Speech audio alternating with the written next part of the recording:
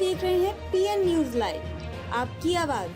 पूर्व प्रधानमंत्री स्वर्गीय चंद्रशेखर जी की 18वीं पुण्यतिथि पर राजनीति और गांधी विषय का आयोजित हुई गोष्ठी। पूर्व प्रधानमंत्री स्वर्गीय चंद्रशेखर जी की पुण्यतिथि पर एक संगोष्ठी पराडकर भवन में आयोजित की गई। इस गोष्ठी में मुख्य वक्ता राज्यसभा के सांसद प्रोफेसर मनोज झा ने कहा कि आज गोष्ठी का विषय बड़ा मौजू है और इस देश के चरित्र को अगर समझाना हो तो प्रेमचंद्र की ही ईदगाह पढ़ लेना। इस देश के इतिहास को अगर महसूस करना हो तो गांधी को जान लो। और आज जो सत्ता में बैठी ताकत गांधी के धर्म की परिभाषा के विपरीत जाकर सावरकर के भारत के निर्माण के लिए प्रतिबद्ध है। उसको अगर पूर्व प्रधानमंत्री चंद्रशेखर आज होते तो एक पत्र के माध्यम से मोदी जी को यह पत्र जरूर लिखते कि सत्ता की राजनीति लोक की राजनीति के खिलाफ अगर खड़ी होती है तो वह न केवल इतिहास का काला अध्याय बनता है बल्कि मानवता और बंधुत्व पर सवाल खड़ा कर पूरी इंसानियत को ही नष्ट भ्रष्ट कर देता है। दूसरे वक्ता एवं आपातकाल के बंदी रहे भारतीय प्रेस परिषद के पूर्व सदस्य जयशंकर गुप्त ने कहा कि वर्तमान के अमृतकाल में जो छद आपातकाल के दौर चल रहा है उसमें गांधी जी की धारा की पुनः जिंदा करना होगा। जिस तरीके से धर्म की आड़ में इतिहास की जो पुनर्व्याख्या का दौर चल रहा है उसमें बाबर के खिलाफ राणा सांगा के साथ लड़ने वाले हसन खान मेवाती को भुलाकर एक ऐसी राजनीति खड़ी की जा रही है जो गांधी के अंतिम व्यक्ति को ही सशंकित बना रहा है। देश की संवैधानिक संस्थाएं जिस तरीके से संविधान के मूल्यों को घोटने का कार्य कर रही है वह इस अमृतकाल में पूरा आपातकाल का एहसास करा रहा है। तीसरे वक्ता सांसद चंदौली वीरेंद्र सिंह ने कहा कि संविधान के प्रस्तावना में जुड़े समाजवाद और धर्मनिरपेक्षता पर सवाल खड़ा कर गांधी के देश को हिटलर का देश बनाने का जो कुत्सित प्रयास हो रहा है उसमें चंद्रशेखर के जो अनुयायी यहाँ जुटे हैं वह एक आशा पैदा करते हैं। अन्य वक्ता पूर्व विधान परिषद सदस्य अरविंद सिंह ने कहा कि गांधी के देश को समय काल परिस्थिति को देखकर आज राहुल गांधी के नेतृत्व में इंडिया गठबंधन के संघर्षों के में शरीक होना होगा, तभी गांधी की सर्वदलीय राजनीतिक जिंदा रहेगी। कार्यक्रम के आयोजक कुंवर सुरेश ने कहा कि चंद्रशेखर की पुण्यतिथि पर पिछले 18 वर्षों से हम सभी लोग जुटकर जो गांधी के सपनों का भारत बनाने में जो वैचारिक संघर्ष कर रहे हैं वह काशी की धरती पर चंद्रशेखर वादियों द्वारा एक मजबूत आवाज बनकर संघर्ष में मील का पत्थर साबित होगा। इसके अलावा पूर्व मंत्री सुरेंद्र पटेल ने कहा कि देश जो अमृतकाल में भोग रहा है वह बहुत कष्टकारी है। महान समाजवादी चंद्रशेखर की पुण्यतिथि पर यह शपथ लेना होगा कि इस भोग काल को समाप्त किया जाए। पूर्वाध्यक्ष शिव कुमार ने देश को पुनः गांधी के भारत के लिए चंद्रशेखर, जॉर्ज फर्नांडिस, मधु लम्हे आदि के संघर्षों से सीख लेकर लड़ने का आह्वान किया। इसके अलावा विजय नारायण राम धीरज, कम्युनिस्ट पार्टी के नंदलाल पटेल, पूर्व प्रमुख हरदास यादव, भाजपा प्रवक्ता अशोक पांडे, प्रोफेसर सदानंद शाही, राजेंद्र चौधरी, पूर्वाध्यक्ष अनिल श्रीवास्तव, शमीम मिल्की, लालता कन्नौजिया, इंद्रजीत शर्मा, रामधनी यादव, प्रज्ञा सिंह आरती यादव सहित कई वक्ताओं ने विचार रखे। विषय प्रस्ताव को वरिष्ठ पत्रकार प्रदीप श्रीवास्तव ने रखा। अध्यक्षता प्रोफेसर सुरेंद्र प्रताप, संचालन डॉक्टर शम्मी कुमार सिंह एवं धन्यवाद ज्ञापन पूर्व अध्यक्ष डॉक्टर उमाशंकर यादव ने किया। लेकिन कुछ बातें हमारे दिमाग में पहले से चली आई हैं।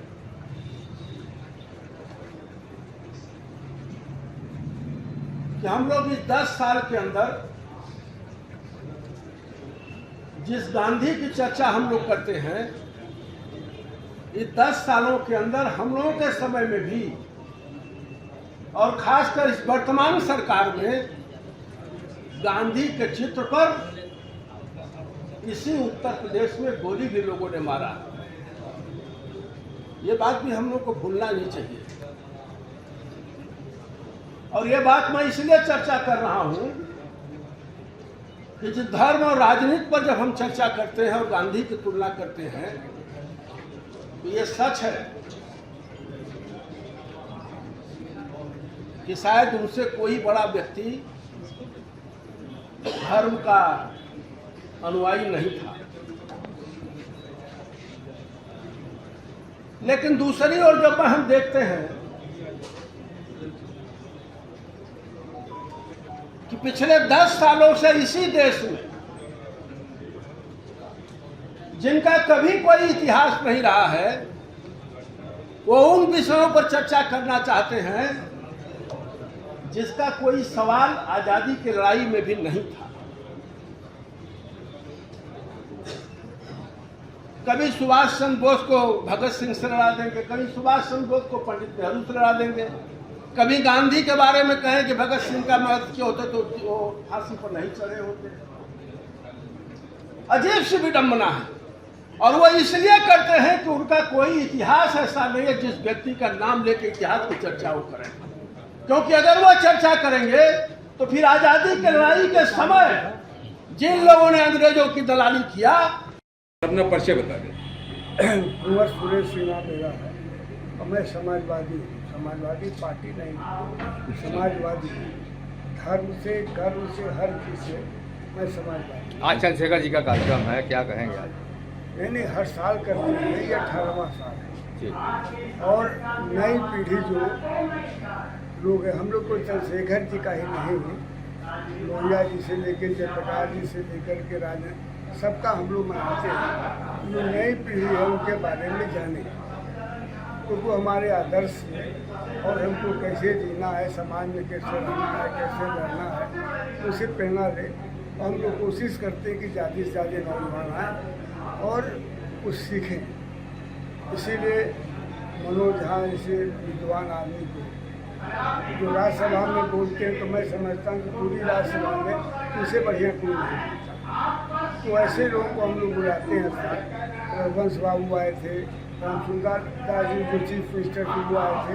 तमाम जो राष्ट्रीय लोग हैं जिनके पास एक विचार है और नौजवानों को उन विचारों से अवगत करा सके, ऐसे लोगों को बुलाते हैं कि नई पीढ़ी कुछ सीखे। तो आज परिचर्चा भी लोग आए हैं, कहाँ से किस तरह की परिचर्चा आज?